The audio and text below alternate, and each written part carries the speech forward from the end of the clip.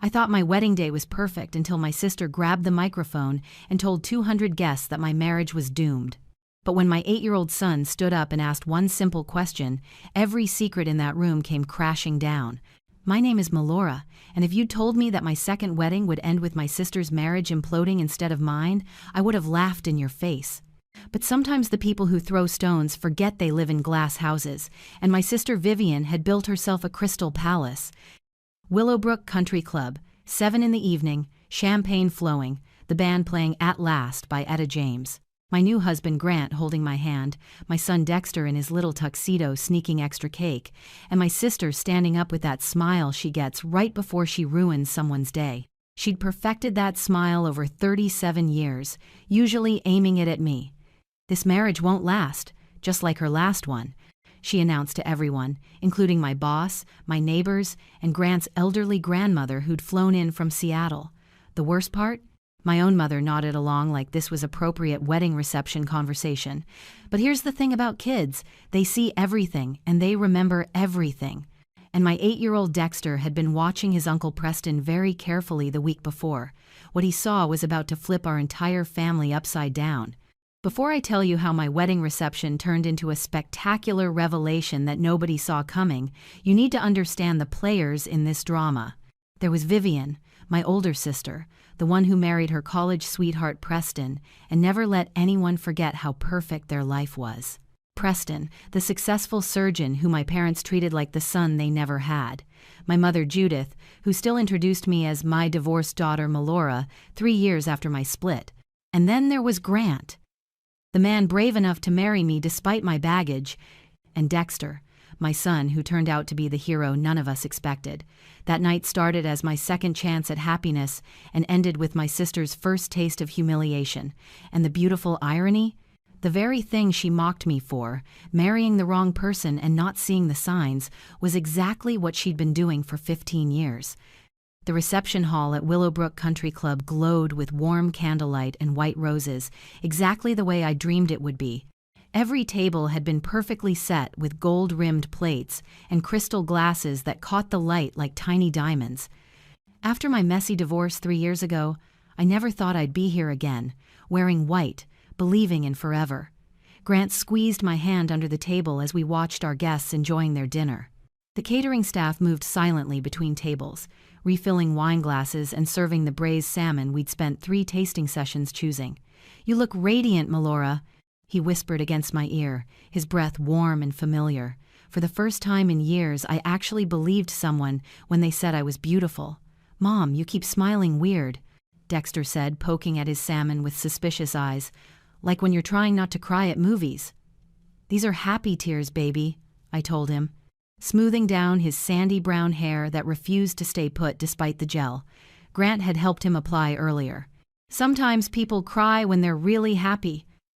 "That's illogical," he declared, making Grant laugh. My son had been going through a Star Trek phase, and everything was either logical or illogical these days. My mother Judith sat at the family table, her perpetual look of mild disappointment temporarily replaced with something approaching approval.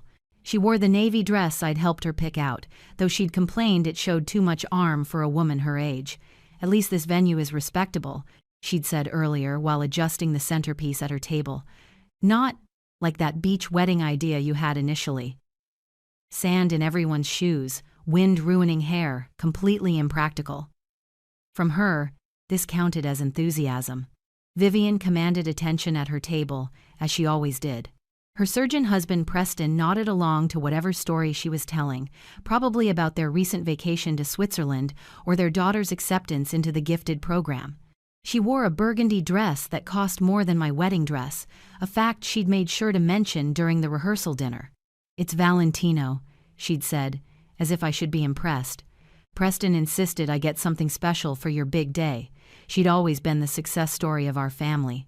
Married her college sweetheart right after graduation, had 2 beautiful kids who never seemed to misbehave, lived in a house that looked like it belonged in Architectural Digest. During my first marriage's collapse, she'd been the first to say, "I saw this coming, Melora. You always rush into things without thinking them through. Mom, why does Aunt Vivian keep looking at you and shaking her head?" Dexter asked, his voice carrying that innocent honesty that only children possess. I'd noticed it too. Every few minutes, Vivian would glance our way, whisper something to Preston, and give a little shake of her head like she was watching a tragedy unfold in slow motion. She's probably just emotional, sweetheart. Weddings do that to people, I replied, though I knew better. Vivian didn't do emotional. She did, calculated. The band played jazzy versions of love songs, filling the space with warmth and energy. Grant's family mingled easily with mine, his parents deep in conversation with my Uncle Robert about their mutual love of fishing. His mother had pulled me aside earlier to give me her own mother's pearl bracelet, saying, "Every woman needs something that's been loved by generations." It was the kind of gesture my own mother would never think to make. Grant's cousin's kids were teaching Dexter some complicated hand-clapping game at the children's table, and his laughter rang out pure and unguarded. My first husband's family had treated Dexter like an inconvenience, someone to be managed rather than celebrated. But Grant's family had embraced him from day one, his brother immediately declaring himself Uncle Mike and showing up to every one of Dexter's baseball games since we'd gotten engaged. "Your family is wonderful," I told Grant, watching his father demonstrate what appeared to be a very enthusiastic fishing rod cast to my bewildered aunt. "They're your family now, too," Grant said, lifting my hand to kiss my wedding ring. "All of this is yours now, the good, the crazy, and whatever Uncle Ted is doing over by the chocolate fountain." We both looked over to see his Uncle Ted attempting to convince the catering staff that strawberries weren't the only thing that could be dipped in chocolate, holding what appeared to be a dinner roll on a skewer. "I'm going to pretend I didn't see that," Grant decided, and we both laughed. Everything felt different this time around. Mature, considered, real. We'd spent a year in couples counseling before getting engaged, working through my trust issues and his tendency to avoid conflict. We'd had the hard conversations about money, about raising Dexter, about what we wanted our life to look like. This wasn't a fairy tale romance. It was better. It was two people who'd been broken, choosing to build something together with the pieces. The trouble started during the toast portion of the evening.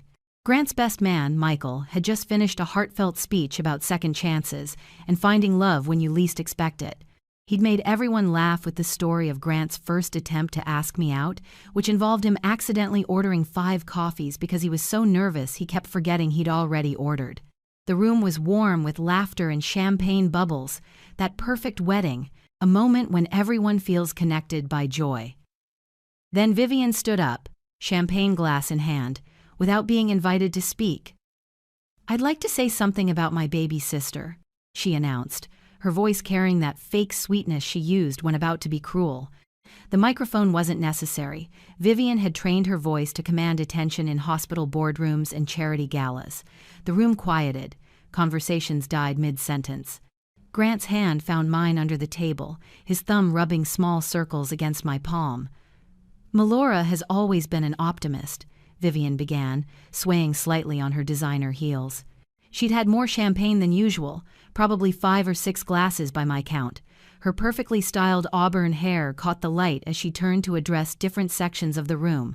Even after her first spectacular failure of a marriage, here she is, trying again. Uncomfortable laughter rippled through the crowd like a wave of secondhand embarrassment. Some guests shifted in their seats. Others suddenly became very interested in their dessert plates. Grant's grandmother looked confused, probably wondering if this was some American wedding tradition she didn't understand. My mother actually nodded, as if this was appropriate wedding speech material. She sat there in her navy dress, hands folded properly in her lap, giving Vivian the same encouraging look she used to give her during school plays. "But that's my sister," Vivian continued, gesturing with her glass and nearly spilling champagne on the couple at the next table. "She never learns. She jumps in head first without thinking about consequences. Remember when she decided to be a painter? That lasted 6 months. Or when she was going to start that organic food business? 3 months. And we all know how her first marriage ended." She paused for effect, and in that silence I could hear my own heartbeat pounding in my ears. "So here's to hoping this one lasts longer than the first. Though, honestly, I give it 2 years, tops. Maybe 3 if Grant has exceptional patience." The silence that followed was deafening. 200 faces turned to stare at me, some with pity, others with shock, a few with that horrible curiosity people get when witnessing a car crash. The band had stopped mid-song, the drummer's hand frozen above his cymbal. Even the catering staff stood frozen, champagne bottles held mid-pour. Grant started to stand, his jaw clenched so tight I could see the muscle twitching. His face had gone from confused to furious in the span of Vivian's speech. "Don't," I whispered, my voice shaking as I grabbed his arm. "It'll make it worse. Please." But Vivian wasn't done. She had that glassy-eyed determination of someone who'd been holding something in for too long and had chosen the absolute worst moment to let it out. "I mean, Grant seems nice enough," she said, now addressing him directly. "But you have to understand what you've signed up for. Melora has a pattern. She confuses attention with love, and when reality sets in, when the daily grind becomes too much, well, she bails. Just ask her ex-husband. Oh wait, he's not here because he's already moved on with someone who doesn't have a kid to complicate things." Tears burned my eyes, hot and humiliating. This was supposed to be my day, my fresh start, my chance to show everyone that I could get it right. The wedding coordinator looked horrified, her hands fluttering uselessly at her sides. My cousin Beth had her phone out, probably recording this disaster for posterity. I could already imagine it going viral. "Sister destroys bride at wedding reception. Someone had to say it," my mother murmured, loud enough for the tables around us to hear. "Better she hears it from family." Preston tried to pull Vivian down to her seat, his face red with embarrassment. "Honey, that's enough," he said, but she shook him off. "No, Preston, it's not enough. I've watched her mess up everything she missed.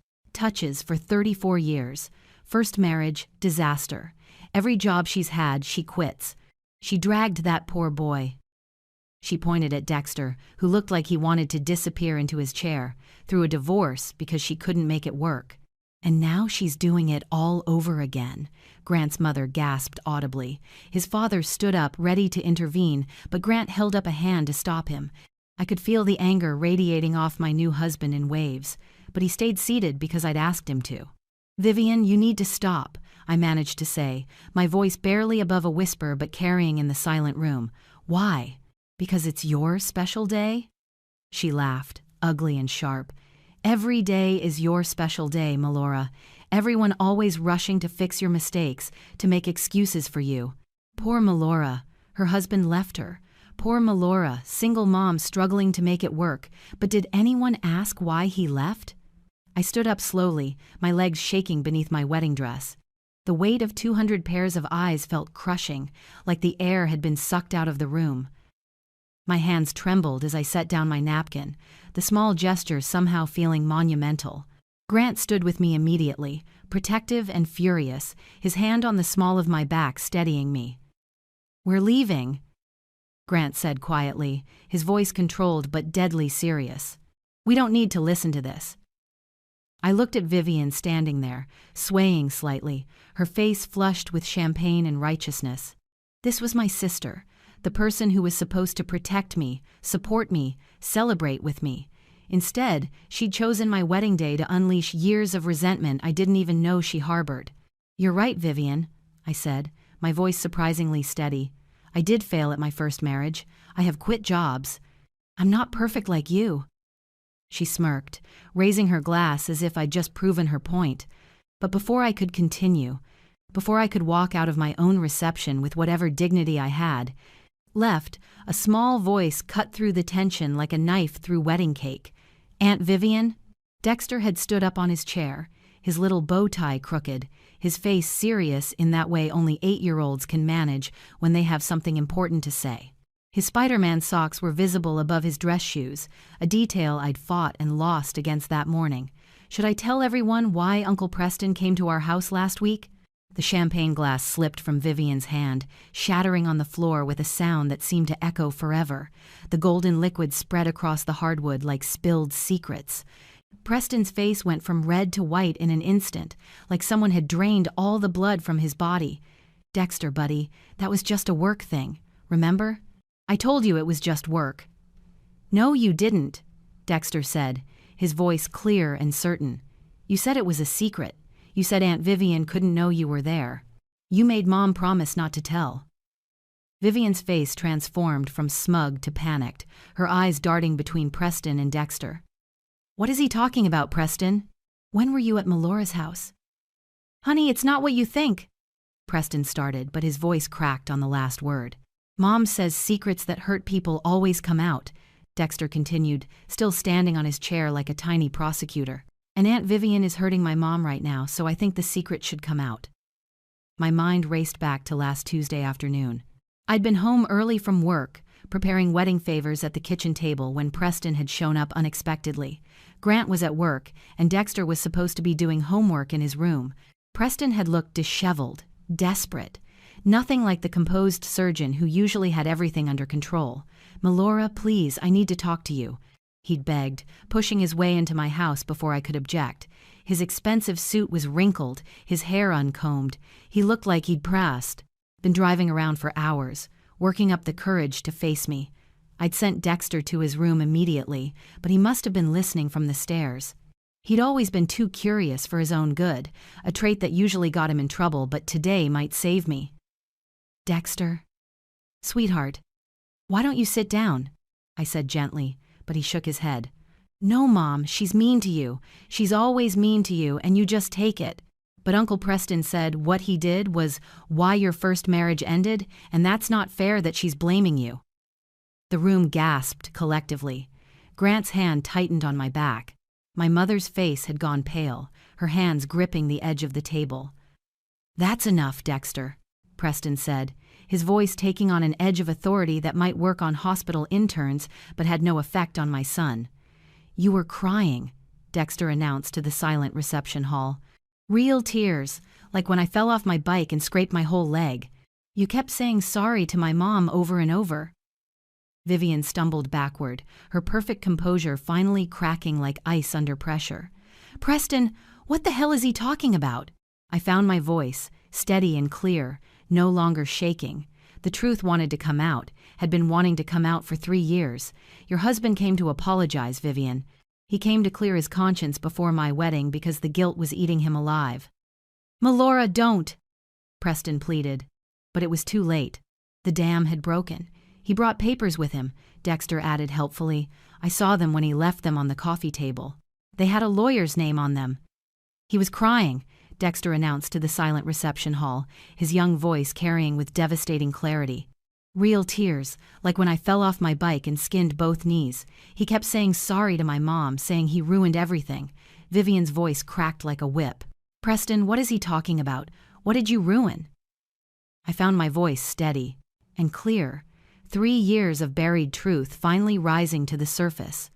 "Your husband came to apologize, Vivian, for the affair he had during my first marriage. With Rachel, my ex, husband's sister. The affair that destroyed my marriage when she told my ex that if I couldn't keep my own family from betraying me, how could I be trusted in our relationship?" Gasps echoed through the room like a wave. My mother's hand flew to her mouth, her eyes wide with shock. Grant's parents exchanged stunned looks. The wedding coordinator dropped her clipboard, papers scattering across the floor. "That's a lie," Vivian said, but her voice wavered, uncertain. "Preston would never. We were happy. We've always been happy. He knew the whole time you were blaming me for rushing into marriage, for being reckless, for not being good enough," I continued, each word feeling like a weight lifting off my chest. "He sat at family dinners while you called me a failure. He listened to you mock my divorce at Christmas, at birthdays, at every family gathering for 3 years. Knowing his affair with Rachel created the chaos that ended my marriage," Preston stammered, reaching for Vivian. "Baby, I can explain. It was a mistake. One time, it meant nothing." "One time?" I laughed, but there was no humor in it. "Preston, you had an affair with her for 6 months. You met her at my house during family barbecues. You exchanged numbers at Dexter's 5th birthday party. You used your medical conferences as cover stories. The room was so quiet I could hear the ice melting in abandoned drinks, the soft hum of the air conditioning, someone's phone vibrating against a table. "There's more," Dexter piped up, innocent to the destruction he was causing. "He brought papers. Mom made him leave, but I saw them on the table. They said divorce attorney at the top, and there was another paper that said something about custody."